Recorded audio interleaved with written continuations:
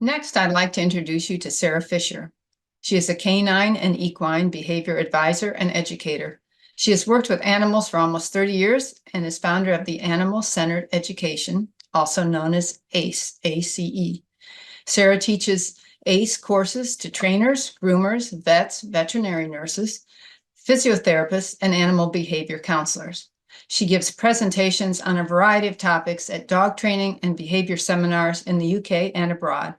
She is a regular speaker at the annual Dog Behavior Conference organized by Victoria Stilwell and teaches in-person workshops in the UK for the Victoria Stilwell Academy. Sarah also conducts behavior assessments for private clients, animal welfare organizations, and court cases. She delivers seminars for a wide range of organizations, including those involved in scent detection, assistant dogs, and police dogs. Hi, Sarah. How are you today? I'm great, Barbara. Thank you. How are you? Very good. Thank you. So we're here to discuss ACE, which is Animal-Centered Education. And you're going to tell us what that is and how it evolved to the place it is now.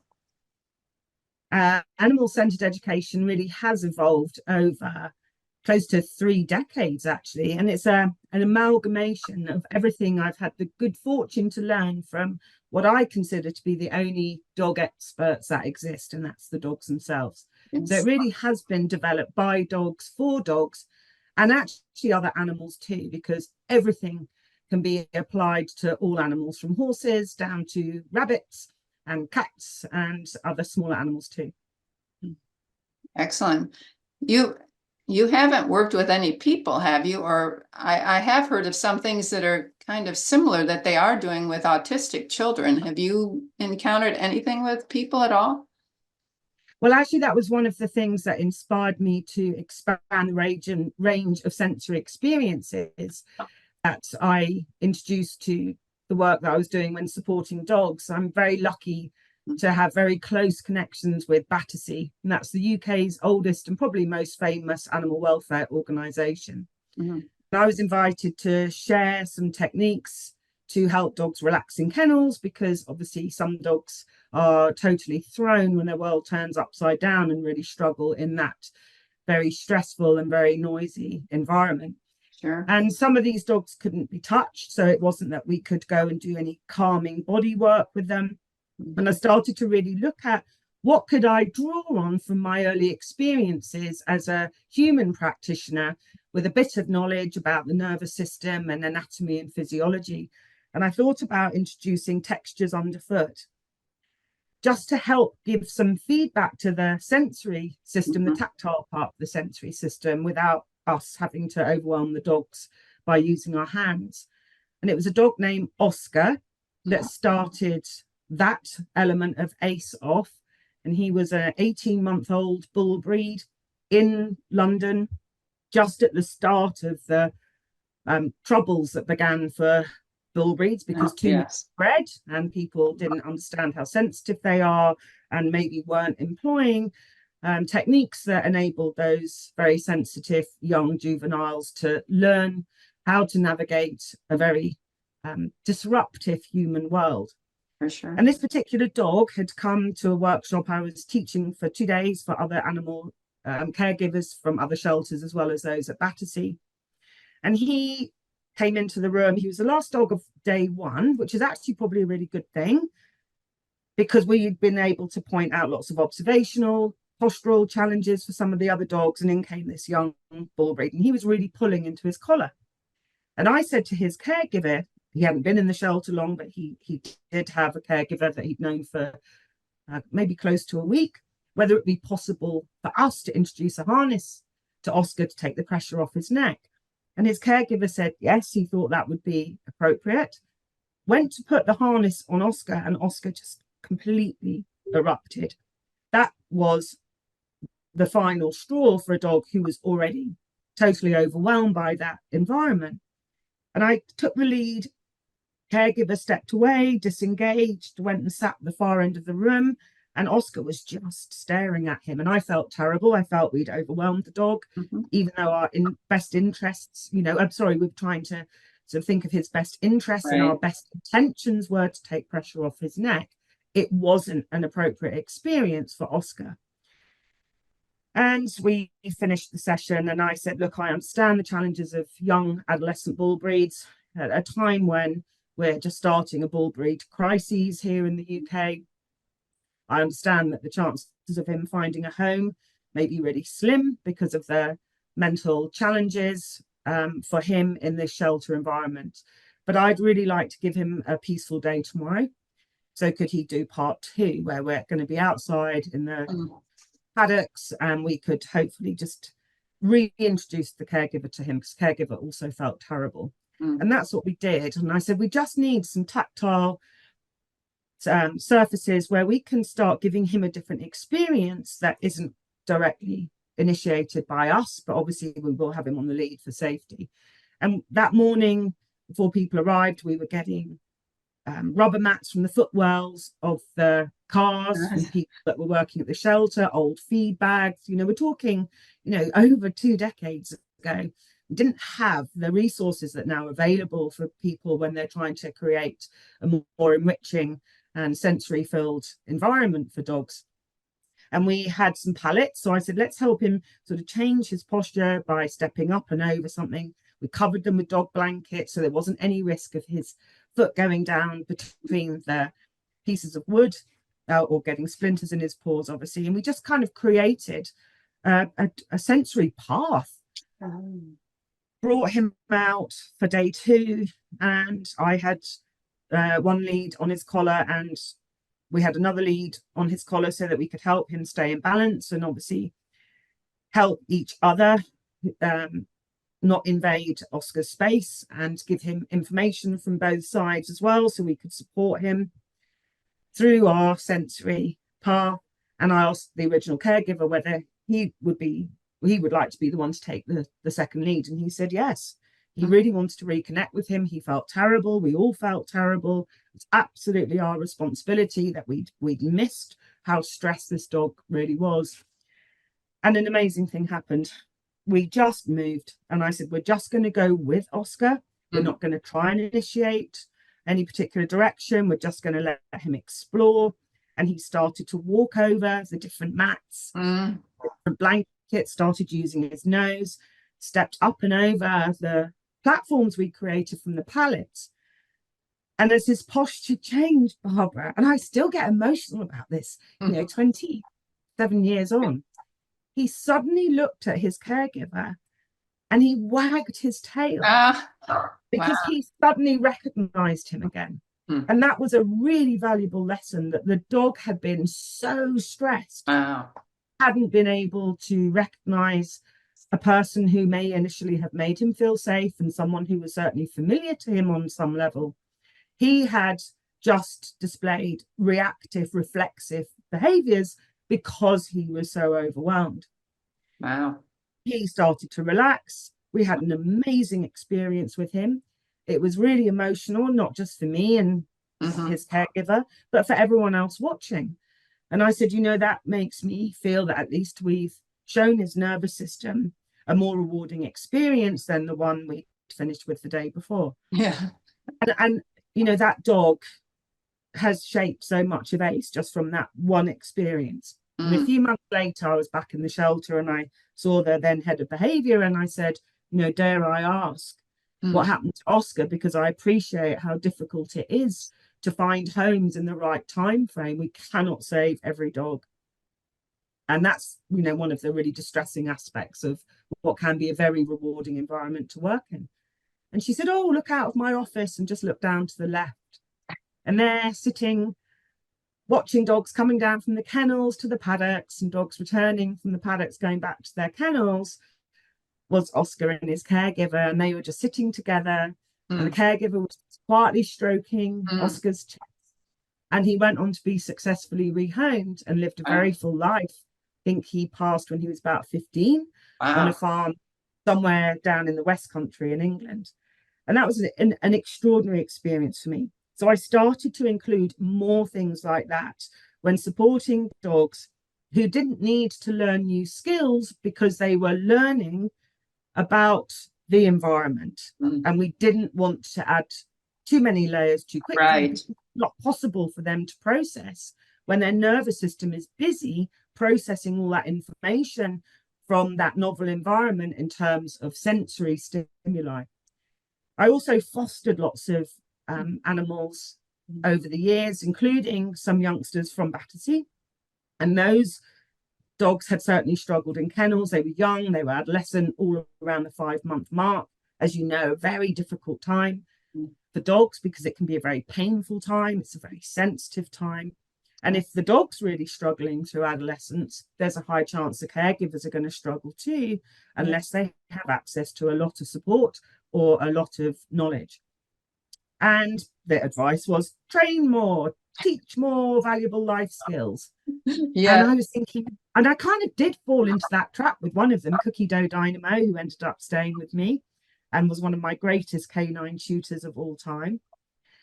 And I just thought that, I, as a simple human who has no concept of how this sensory world feels, sounds, smells, looks to a dog who's a really fast processor and a really sensitive processor, I have no concept of that.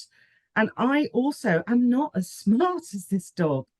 It's going to take me 10 times as long to think of ways to support her learning needs, because she just picked everything up in one go, than it is for her to go, got it. And I just thought that the teaching new skills is not the way forward for her, because actually I was just keeping her switched on. And I was actually reinforcing potentially some of the body tension that made the world such an overwhelming place for her. And I sort of went back to thinking about what experiences I had already learned from dogs like Oscar. And I looked up other ways of improving the educational experience for humans who had sensory sensitivities. And that's where I came across the work of Jean Ayres, who's an American psychologist who came up with the concept of sensory integration theory. And I was already using lots of opportunities to enhance the sensory motor system through having youngsters at the farm, giving them access to the donkey barn when the donkeys were out at pasture, all that rich smell, and adding other sensory items into that environment and having them accessible in the home and in the teaching rooms. But I hadn't kind of brought it all together as a really integral part and a foundation for all learning. And that's what Cookie Dough taught me.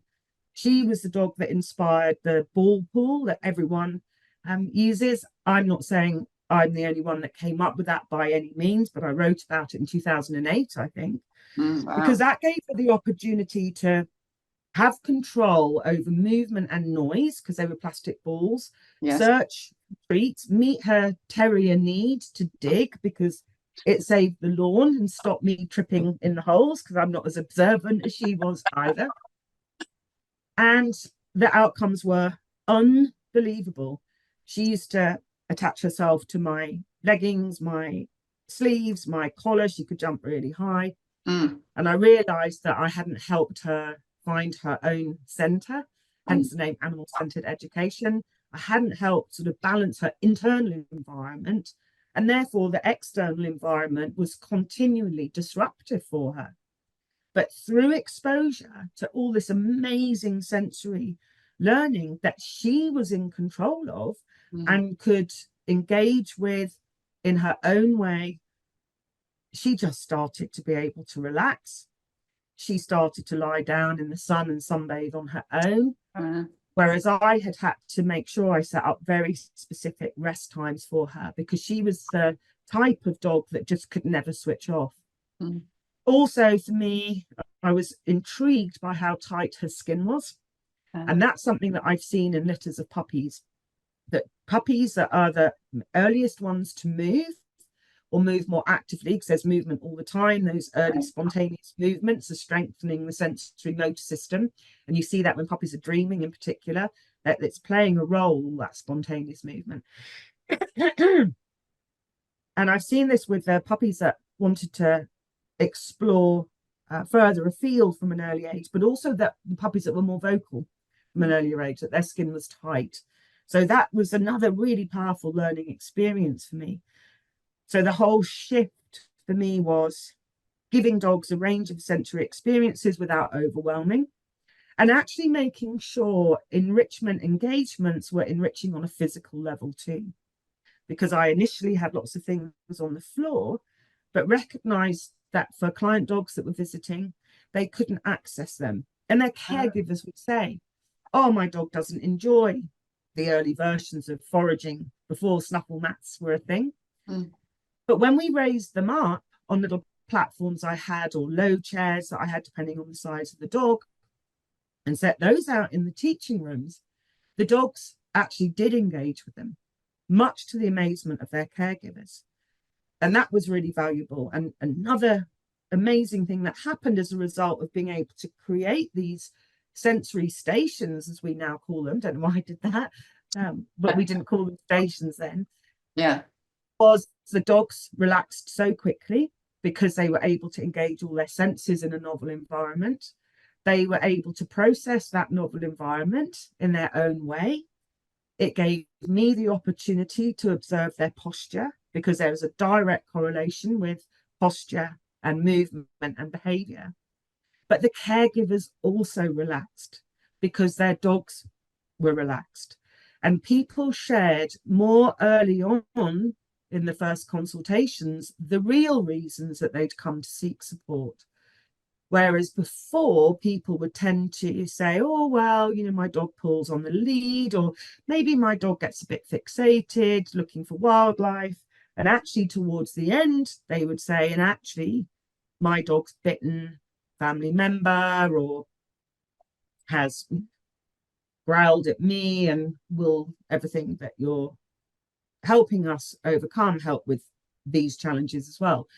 They were able to share the bigger challenges they were facing more early on, because we had trust, we had communication, but their dogs were relaxed, and so were they. And that started to give me new insights into how we could create a really enriching experience for dogs by making sure we were meeting their physical needs too. And lots of dogs with body tension, chronic pain that probably has never been identified, or dogs that felt emotionally uncomfortable, were able to actually access enriching engagements because they were at a height or an angle that really suited their individual needs. And that, you know, that was just such a pivotal change for me. So it's thanks to dogs like Cookie Dough, it's thanks to dogs like Oscar that ACE has evolved to what it is today, but absolutely thanks to people like Jean Ayres, who are pioneering new ways of supporting children and adults with learning challenges and sensory sensitivities as well. And it's evolved from there. Yeah, and it's extraordinary. It's just extraordinary. It is. It's amazing. And tell us a little bit about, like, if you do it in, I know you often set up some free work, and maybe the dogs go through it individually, but sometimes there's groups of people there with their dogs. How do you decide how to set it up, and how do you know, what do you set up, and kind of give us some parameters of, like, if someone comes to you, do you set up something specifically for their dog, or if there's a group of people? I imagine there's a lot of things you do, but just run us through a couple scenarios maybe. We always work with dogs individually. Even if dogs are comfortable in a multi dog household, we really encourage people, if it's okay for each dog, to set up a very specific free work layout for each individual dog, just to ensure that we can gather information from that individual dog. What I would have both my dogs enjoying free work together, because they both had different needs and they both enjoy different activities, but we want to be able to discover what is of interest to each individual dog and what each individual dog might actively avoid. So initially we want to find the dog's baseline. Where are they at in terms of an emotional posture, and then later a physical posture in what is obviously a novel environment at my farm. Right. But when we're online teaching, the dogs are in their home and we're giving feedback through the videos that people are uploading to dedicated Facebook groups. So we still have the same principles. And at the beginning, I think because I would have such enriched layouts at Tilly Farm, initially I would put out way too much stuff. And that meant dogs were having to step over things that actually probably didn't have good fluidity and flexibility through the body. And maybe for some dogs, they were a bit overwhelmed with the amount of novel items and novel scent in the room. So we pared it right back to help people observe their dog more efficiently without being overwhelmed by so much movement as the dogs were exploring the countless items we had laid out. But it proved to be not only beneficial to the caregiver, but the dogs as well. So we kind of get a bit of data from the dog first through talking to the caregiver, and I actively encourage the caregiver to help with their setup. So for some nervous, anxious dogs, we'll probably only have 3 stations, and we call them stations because they are little single stations we can set up, or what we call combination stations, where we've got a few items close together so the dog can explore a range of sensory experiences without having to cover too much ground. Maybe a dog that's a little shy, maybe a dog that has mobility struggles, maybe a dog that's uncomfortable and gets a bit more busy with movement. So we're always asking, does your dog have a busy brain or body pain? Sometimes they have both, but lots of busy dogs carry lots of tension. So I really encourage people to have what I call 3 stations, and that might be snuffle mats on portable steps, or an upturned washing bowl, or upturned big plastic salad bowl, or something of 3 slightly different heights.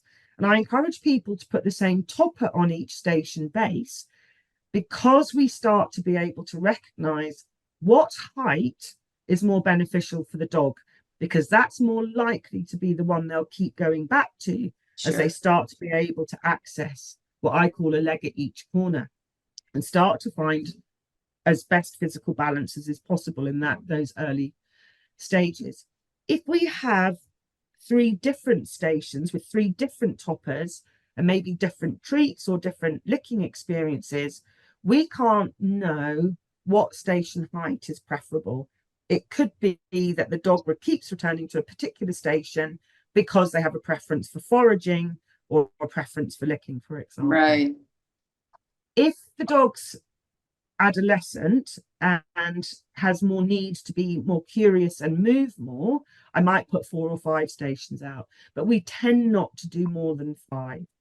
And if we can, we'll still have 3 of the same height with the same type of engagement on top, and maybe 2 other types of station. And maybe caregivers have already identified their dogs really enjoy foraging or really enjoy exploring scent. Maybe they're not interested in food, and that for me raises a big question mark.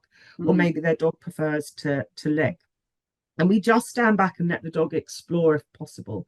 And if possible and safe to do so and not too disruptive for the dog, we take off all equipment, including the collar. And that alone has been a game changer, because we are able to see the dog start to explore a full range of movement that may not have been accessible before, because some dogs are really inhibited by the sensational fit of a harness, for example, or maybe the sound of a tag chinking on their collar. And for some dogs, it's the chinking of a tag on their own collar that actually triggers some vocalization that might be one of the challenges their caregivers face in their home. We start to be able to see, when we reintroduce equipment a bit later, at what point does the movement and engagement at the station start to change for the dog. So we start to just keep gathering information through all the free work experiences. I used to put textures on the floor to start with, but I don't do that anymore either, because we want to start building that free work layout by building confidence and not having something that the dog may be worried about walking on. But we also do go back to those amazing textures that Oscar inspired all those years ago, because that can be a really insightful experience, a very powerful experience for the sensory system, but also useful in helping to gather information that might suggest the dog is in need of veterinary input. Because if we have like a thickish, soft surface and the dog continually avoids that, there could be underlying chronic pain, because that contact on a softer surface increases the lengthening of soft tissue, connective tissue, but also can increase the flexion through what could be potentially painful joints. And so many people are stunned and sometimes horrified to discover their dog doesn't enjoy being on a soft surface. And they start to be able to connect some dots and recognize their dog, maybe when they go to the park, doesn't enjoy walking on the grass, is constantly seeking a path, a firmer route, or maybe the dog has been described as having a resource issue when lying on a sofa, for example. And as the caregiver approaches and sits down, the dog starts to grumble. And they can recognize that actually that can be a sign of chronic pain that has not been addressed, because the dog moves as the person sits on the surface that the dog's laying on, and that can trigger discomfort that the dog obviously rightly associates with the movement and presence of the person. So we start to be able to really unpack and unpeel layers for these amazing animals, because movement is the foundation for all behavior. Without movement, both voluntary and involuntary, life can't exist. So we look at what might be happening internally for that dog in terms of movement. How does that movement look as the dog's moving between the stations? How might that movement sound? Can we hear a slip or a slide of a paw on the floor? Can we hear the scraping of the nails on the surface? Do we see tracks left by the scraping of the toes, maybe with the fore or hind limb, if we're working on a substrate such as sand? There is so much information available to us. Wow. Thing we could want to know about our amazing companions is right there in front of us. And we start to be able to match that lack of flow from the nose to the tip of the tail with the way the dog organizes their legs, their movement and position of their ears, the movement and position of the tail, but also the appearance of the coat. Because it was another dog in the care of the RSPCA called Sandy who highlighted this unbelievable link between changes in the dog's coat pattern and changes to the musculoskeletal system, and hormones and diet, because so many things influence the coat. But it's been pivotal again in helping people identify areas that warrant further veterinary investigation, and then maybe additional support from people like a veterinary physiotherapist or massage therapist, or a vet who might be able to offer acupuncture perhaps. So yeah, it's amazing. And that's a very long answer to your last question. Well, I have another question, and that is, how long are your sessions usually? Is there any normal time? I'm guessing it kind of depends on the dog, but you know, how do you decide that? How is that determined? How long the dog will be, you know, in doing free work? That's such a great question. The other just mind-blowing aspect of free work, you can tell I'm really passionate about this. Yes. And I'm passionate because I don't believe I came up with this. I really believe this has been created by dogs for dogs and other animals, as I said at the beginning. Sitting back and just observing has been just illuminating in terms of the time frame that dogs enjoy exploring novelty for, but also the way they gather information from their environment, including dogs' very strong and clear preferences for gathering data from people. And one of the most amazing experiences has been writing the time frame for each dog in that, certainly that first exploratory session.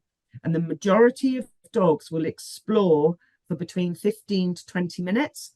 20 minutes is generally the longest, but we have had dogs explore for longer, but they tend to have lots of exposure to similar types of engagement. So they are used to processing that kind of sensory experience. But generally, it's around 17 minutes. Oh, wow. And it's so clear that it's 17, 18 minutes. So I never set time frames. And this also started, we used to host other clinics, and people would go off in groups to practice. When we do free work, we only have small numbers at the farm. So everybody gets to watch each dog and watch the progression and learn from all the other amazing canine tutors that are there. So they're really lovely, very intimate sessions. But when we used to host for somebody else, we had bigger groups. And people would go off into certain areas of the farm. We've got lots of lovely quiet spaces for people to connect with their dog. And people would say, oh, what time do you want us back? And people would say, oh, we'll be meeting at 12, we'll come back at 1 and we'll break for lunch. But if I was teaching something or teaching an element, I'd just say, just come back when you're ready. And what was amazing is every single person in Dog Barbara had finished whatever their exploration experience was around 20 minutes. And as we started to do more free work with dogs, we started to see the exact same patterns around that 17, 18-minute mark.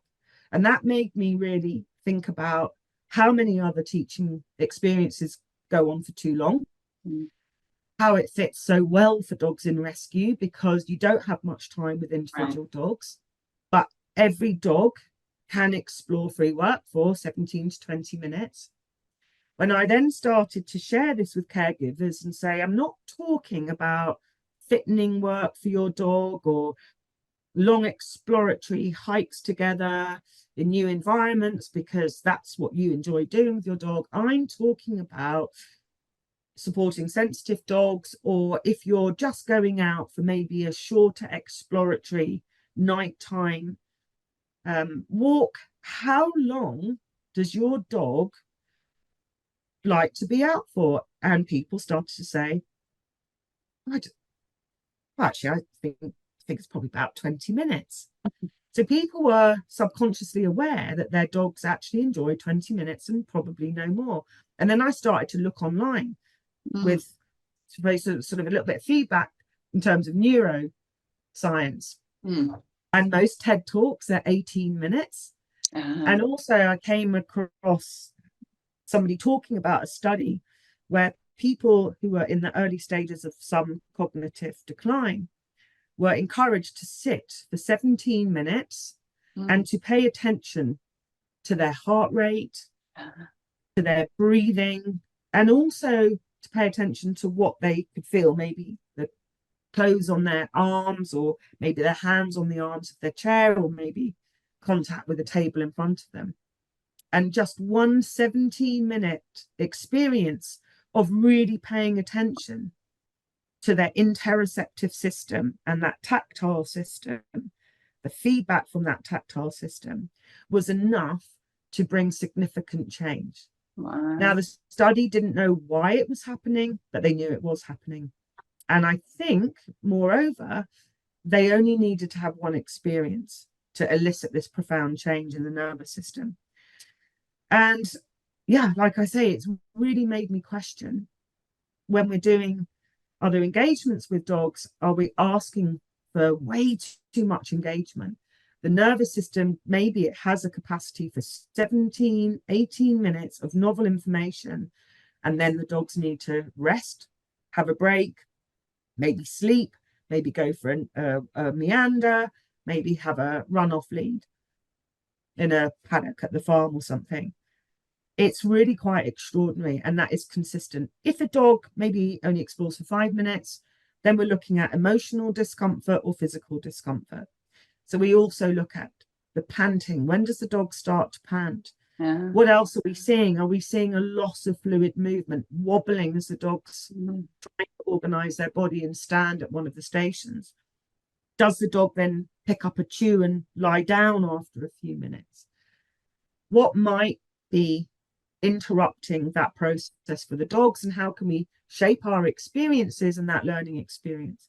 Because for me, the dog is the pilot of their own learning experience in ACE, and our role is to be air traffic controller, to guide the dog back to a safer flight path if necessary, or maybe to be a co-pilot from time to time. And we just have the most extraordinary outcomes. One experience of free work has been enough for dogs that were habitually scanning the environment for wildlife when they arrived, or listening and reacting to the sounds of other dogs or other animals on the property, because my donkeys are a bit loud sometimes and that can be a bit overwhelming for some dogs, would then literally float out of the free work area and just stand with their caregivers on a loose lead, just air scenting for the first time ever, instead of being hyper vigilant and watching the slightest movement that could indicate a perceived threat. It's been extraordinary, and it continues to be extraordinary. And we have these experiences with dogs that may have had a very strong habit for years of chasing wildlife, lunging at other dogs, reacting to sound, being sensitive to the sight of unfamiliar people. And we can then, in our next layout, bring in a little bit more novelty. We use sheep wool maybe, or bedding from the donkey stable. We start to add in more sensory experiences to create what I call a really rich reference library, but a reference library that the dog has had the chance to read. There's no point in having a room full of books if you've never opened a page. And there's no in having a room full of books if you speed read and move on to the next and never truly absorb that content. So that's how I view free work. We're creating this incredibly enriched, peaceful reference library, but the dogs get to pick what type of book's meaningful on that shelf. Yeah, so that's it. I know it's amazing, but I still want to know, how does the dog indicate they're done? Do they look at you? Do they lie down? Do they I mean, they quit exploring, but what do they typically display then instead of continuing to explore? Oh, good question. Sorry, I should have added that in. Well, again, illuminating and mind-blowing. In one of our teaching rooms, we have a kitchen area, and we use it for teaching puppies, and we use it for filming, and we use it for comfort for our human guests too. And so often there'll be treats on the counter. But we also have treats elsewhere in the room because we add in lots of different textures and types of food for the dogs too. And that also actually would be influenced by what we know from the dog, from what the caregiver shared. We have a really sensitive dog who's really worried about unfamiliar people.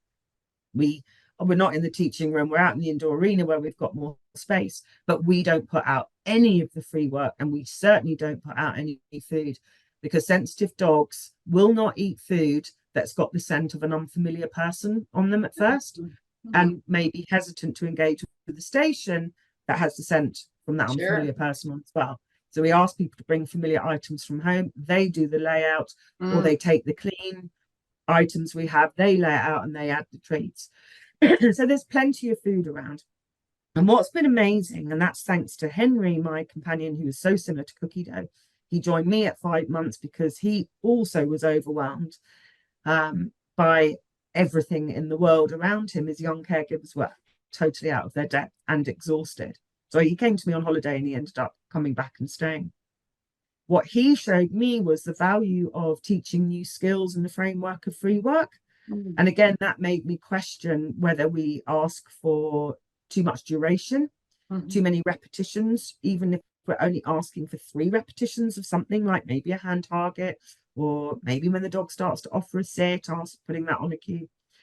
Because dogs have the choice to go back and engage and find food in free work, most dogs will come and offer something once or explore something once, go back, forage, come back again, maybe off for 2 repetitions, go off and explore, come and engage for 3 repetitions, because we're not the only source of food.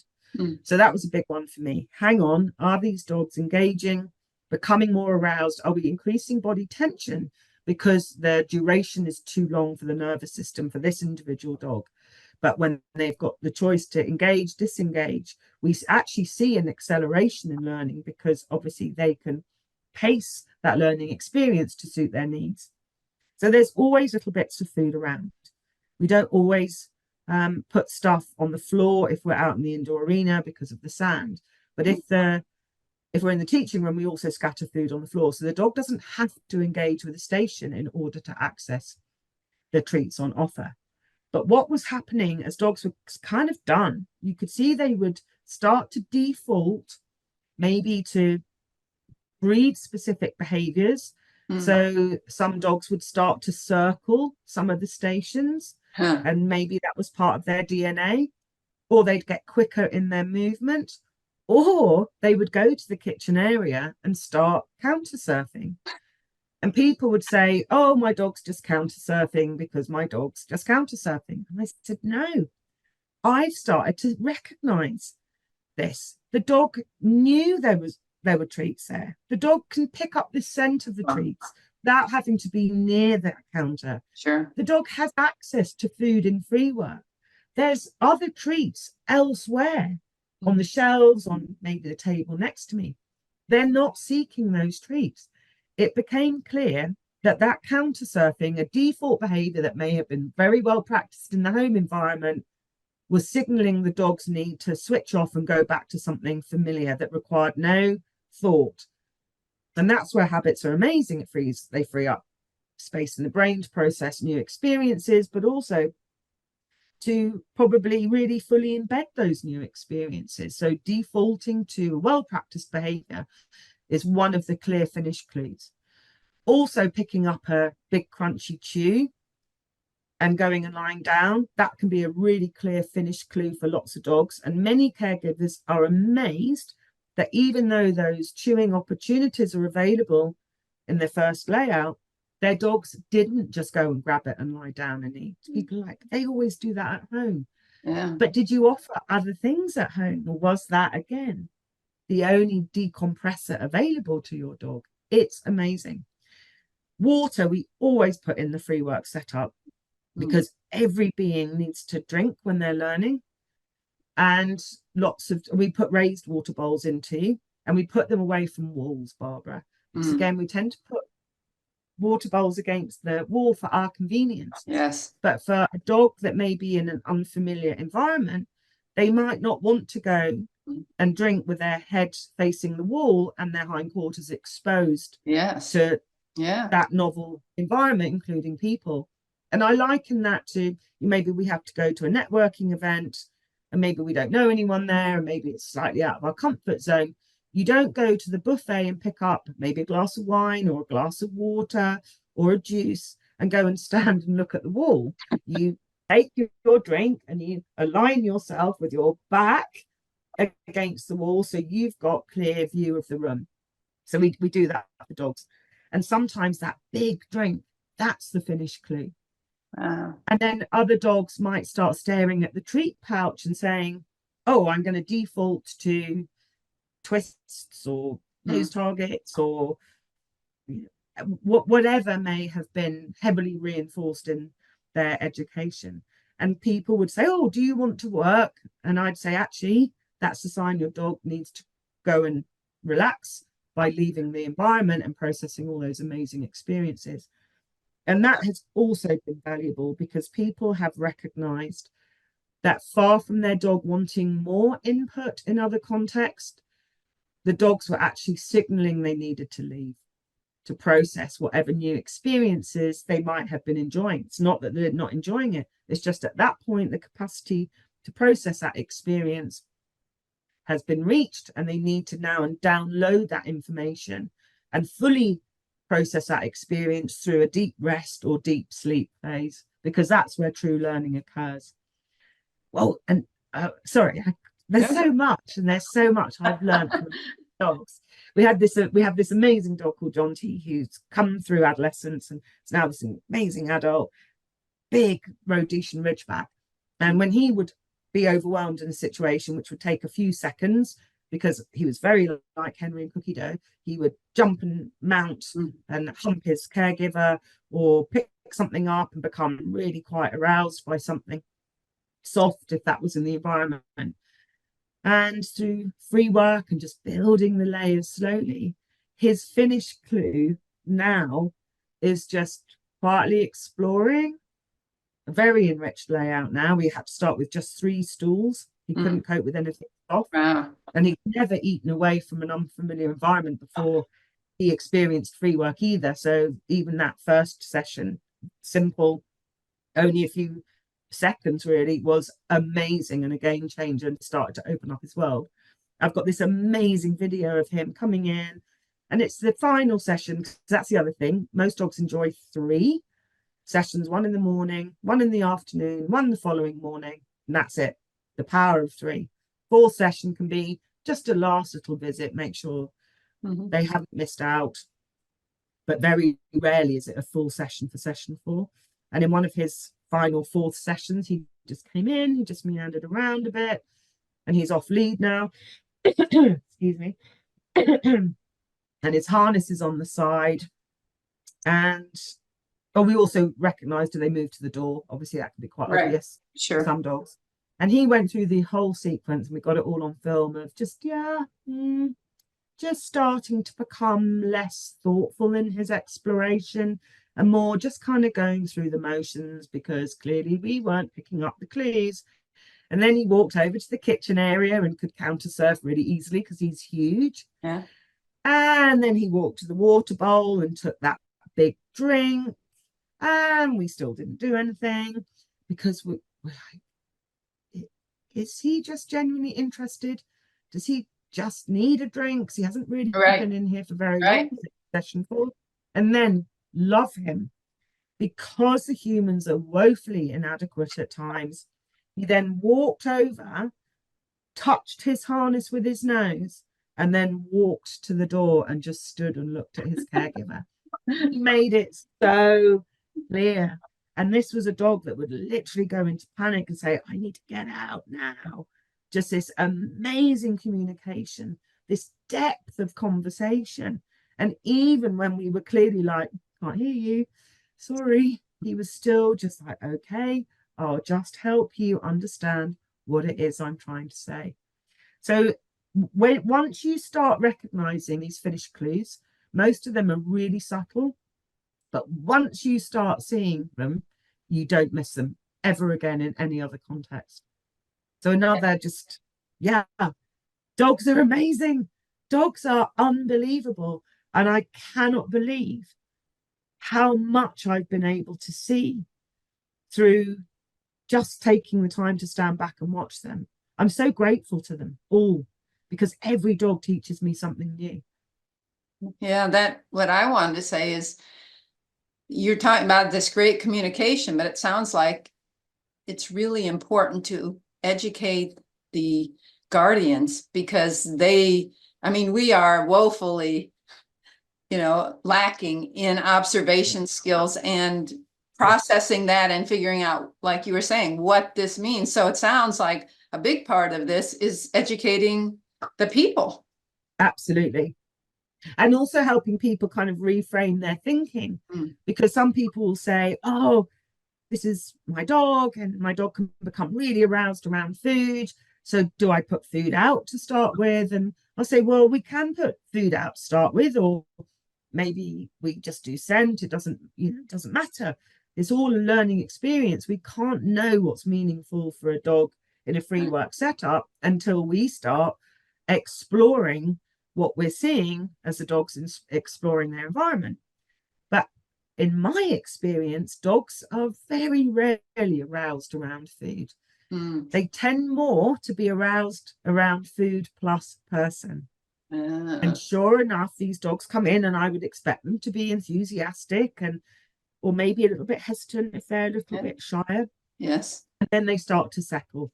So even dogs that are hugely food motivated tend to just relax and find this amazing rhythm until the caregiver then maybe starts to join them. Because we also encourage the caregiver to be part of that exploration with a dog that might need that support to start, or as part of the additional layers that we add in. Right. So we start to help the caregiver use their body to cue their dog to turn direction. The dog's free to join them. But we also encourage the caregiver If the dog's really interested in a station and we see that that's a meaningful station for the dog in session 2 or 3, say, go and join your dog. Go and look at that pile of mini snuffle mats and say, you're making amazing choices. I'm interested in what you're interested in, instead of it constantly being, well, you have to be interested in me. And that is a game changer for things like recall.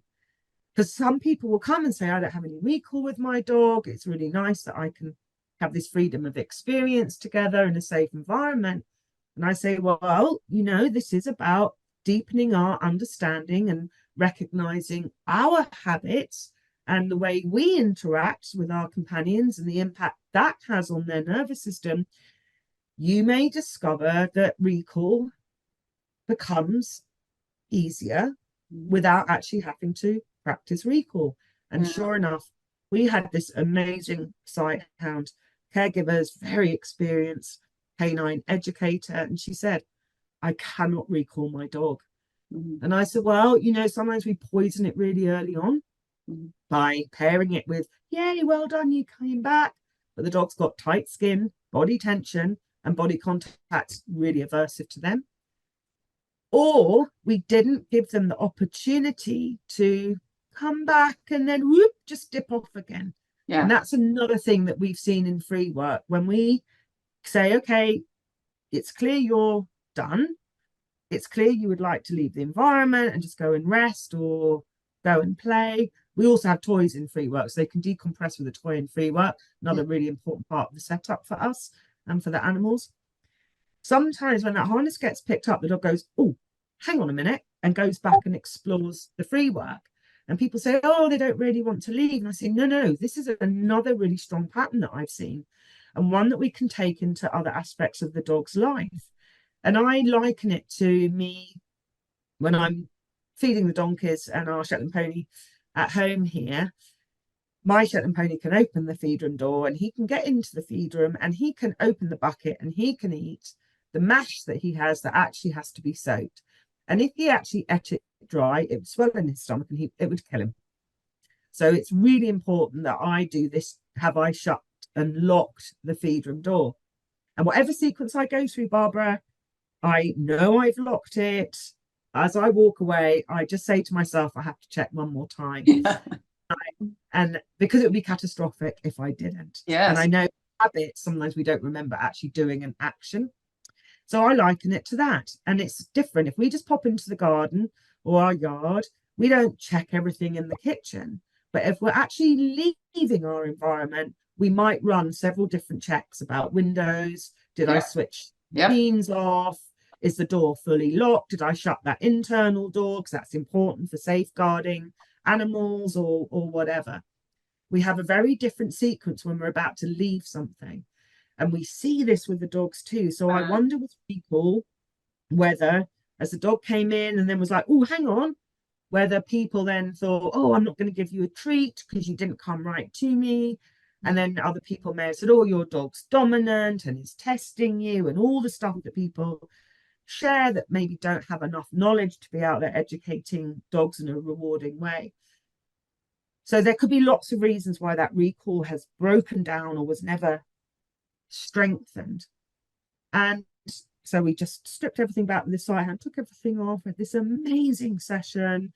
And in the second session, I said, okay, I want you just to go to your sight hound and join him at these stations. And then I want you to float over and be interested in another station. And he just followed her. And this beautiful dance starts to happen where the dogs are walking parallel with the caregiver, but the caregiver's giving very clear cues with their body. They're not confusing the dog by staring at them and creating what I call that awkward silence, where the dog looks at the caregiver looks at the dog. Nothing's happening other than an amazing rush of oxytocin as they make eye contact, but there's no other direction there. And then I said, okay, so now we're going to just start playing the counting game. We do a modified version of Chirag Patel's counting game. Just put your hand up and say 1, put the treat down. Amazing. And that then led to phenomenal recall in that environment as we then extended the free work areas and opened it all up so the dog had access to the whole of the indoor arena. And people that knew this partnership were so emotional. So was the caregiver. She said, I've never had this. Wow. And I said, well, that's where we start. We start in this quiet environment. We build the layers. We find what's reinforcing, what's meaningful for your companion. You're going to keep your hands off your companion, although you may want to touch him and say, I'm so proud of you. That could be really aversive. And if we can't start establishing that in this quiet environment, you don't stand a prayer of accessing that in a more stimulating, bigger environment that could actually be overwhelming your dog. So it might not be that he doesn't want to recall to you. It could be he can't, because there is so much else going on in his nervous system. It's not possible for him to be thoughtful. He's more reflexive in his behaviors in that more stimulating outside world. So we get to break everything right down and change these connections and deepen the understanding. And yeah, it's a life-changing experience for dogs, but their caregivers too. But yeah, you're right. Huge amount of emphasis on supporting the caregiver to be aware of their habits, their cues, because I don't believe for one moment dogs preempt cues. I just don't. We are cueing them by moving our body or our little finger or changing our breath or our eye, blink rate changing, or what we're looking at as we're prepping to deliver a cue. We've already delivered 29 million. Yes. And dogs are masters at observations. And even our smell can change if we get excited or, sad. Yeah, I'm sure it changes. I'm sure it changes. Well, as I said, I think we could talk for hours. It's so amazing. I certainly can. I'm sorry if I've hogged the conversation too much. No, I love sharing with you. I love our time together, Barbara. I love hearing about it, because it just starts to let you know what the possibilities are. I mean, it's almost beyond what I have normally comprehended is possible, and so it's a whole different way of looking at your dog and observing and really seeing what they are saying to us. Yeah. Because I think we're woefully lacking in observation skills and interpreting those. And I think you have gotten that down to an art, and it's evolving, all the time. Right. So I think it's really great that this has gone on. And so tell us how people can learn more. I know you have a free course that you offer to give people a taste of this. And I know it's an amazing course. I've been through it. And thank you. So tell us about it, how you find it. Sorry. Through our website, animalcenterededucation.com. That's our Teachable platform. And there's a free sort of dip your toe in the ACE Water course called Watch This Space. SP capital ACA, because we slot ACA into everything that we can. But there's also membership, £35, which gives you 10% off any of the other courses. And you don't have to do any of the other courses at all, because I'm really passionate about giving free information, because it's just too good not to share. And like I said, I don't believe I own this. This was shared by dogs for dogs. But in that little cheap £35 ACE Training Club membership, there's a little bit more information in that as well. So we're adding more content to that, so that we can continue to share in one place, because not everyone enjoys social media, what these amazing animals are sharing with us. And you have a program where people become instructors, right? It takes like 3 years or something. There's ACE module 1, 2, and 3, and most people spend about 1.5 years going through that. Wow. And some of that's online, and then part in person at Tilly Farm in the UK. Or the second part can also be taken online with one of our ACE instructors for people that can't travel. And that includes people in the UK that might not be able to travel to us for multitude of reasons. And we run alongside that dedicated Facebook group as part of the teaching. that people can upload practice videos and share their photographs that they're starting to look at to piece together their dog's posture and movement story. It's a very interactive environment, and the ACE community is amazing. It is so kind and supportive. There's a free Facebook group called ACE Connections, where we can give feedback to people that are starting to explore ACE free work. We have an amazing teaching team. We just have an incredible group of people that really want to help animals and help those that love them. And we have amazing outcomes as well. Just had an incredible update from someone whose dog's always been really busy, but really sensitive to the company of unfamiliar people. And when we were looking at him moving in free work at Tilly Farm, I said, I have a big question mark over the lack of flow. So I don't look at movement and behavior in terms of good or bad. I look at flow, efficiency, fluidity, ease, efficiency, comfort. And he just was not able to flow through the lumbar spine and hindquarters. Where he was organizing himself at the stations was raising a few question marks for me.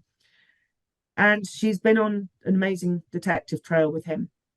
And it's not been easy because there wasn't anything really obvious. But when we were able to capture these moments on film, she was able to share them with other professionals. And he has just been diagnosed with a degenerative condition in the lumbar spine. And yes, it's difficult to hear that, but it means that they can get the right pain relief, they can get the right support for him. We've had people discover their dogs have had a partial tear to the cruciate ligament. And again, nothing obvious in terms of the gait change, but just enough detail in the dog's inability to weight bear evenly on both hind legs in free work. So that's not what our goal is. We're not here to diagnose, but we are here to start gathering more clues along the dog detective trail. And also it's appropriate for horses too. So we will be doing sharing some more information for horses in that £35 ACE Training Club membership thing. But free calls in watch this space, because as I say, we have to share what these amazing animals have shared with us. Well, you're amazing, and I appreciate you spending the time with us, and I want to thank everyone for watching, but there's so much to learn here, and I hope people will check out your free course and dive right in, and I'm sure it's going to be worthwhile and elucidating, and they will gain so many observation skills and information. It's really exciting, and thank you so much for coming and talking today. Thank you, Barbara. I just really enjoyed my time with you. Thank you. All right, talk to you later. Bye. Bye, everyone.